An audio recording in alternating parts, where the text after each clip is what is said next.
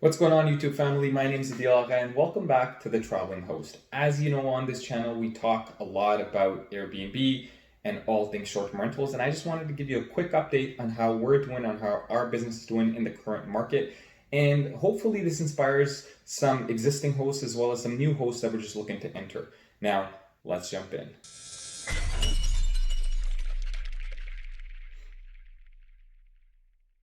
Now, as we know, the tourism industry took a hit and there's a lot of different businesses that are struggling out there. One of the things that we've taught on this channel time and time again is how to stay afloat, how to change certain strategies, how to adjust to still succeed in the current market.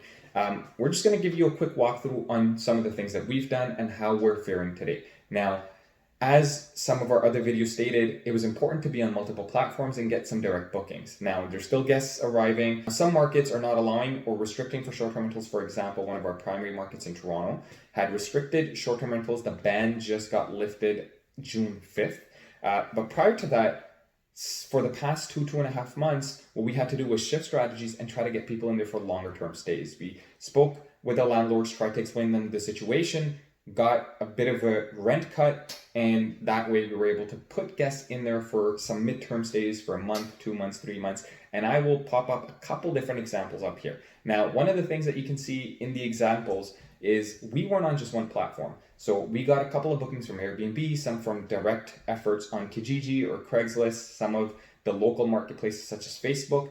At the same time, some of the bookings came from other channels, whether it be booking.com, HomeAway, or some of the other ones out there. Also, very important to have your own website, because if you're speaking to anybody or that's a past guest or anything like that who's in the city, could directly book with you where you can save a lot on fees and in return give them discounts. Now, this being said, the demand moving forward will not be for international travelers. We have other markets that we also operate in that did not ban short-term rentals throughout the pandemic because they're very tourism heavy industries. So guests were still arriving. We were taking all the precautions to ensure their safety, but obviously we saw a big shift from the regular international travel that we would see around this time of the year to a lot of domestic travelers who are just getting bored sitting at home. They're looking for a small little getaway, call it a staycation. They have time or they're working from home, whatever may have you. So they want to get away from their regular day-to-day and just go maybe enjoy a different scenery, nature based on where you're located. So for the next little while, that's how we're going to have to adjust.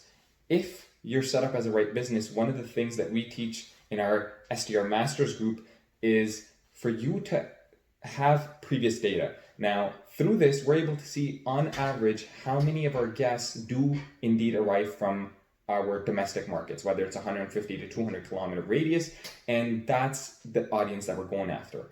We're able to tweak our listings to speak more to our domestic traveler, whether it's in the listing description, whether it's any type of specific images or ads that you're doing. And you can always, one thing that you have to keep in mind is the international traveler in most cases pays a bit of a higher dollar value. So again, pricing strategy is very, very important to do. A very quick way on figuring out how to be able to price, I'll give you a quick little rundown. Try to figure out what your monthly costs are. Let's say your rent or your mortgage or whatever the big fixed cost is, additional supplies and all that. Let's say it adds up to $3,000. Now, you know that you need to rent your space for a minimum of $100 per night just to meet your costs.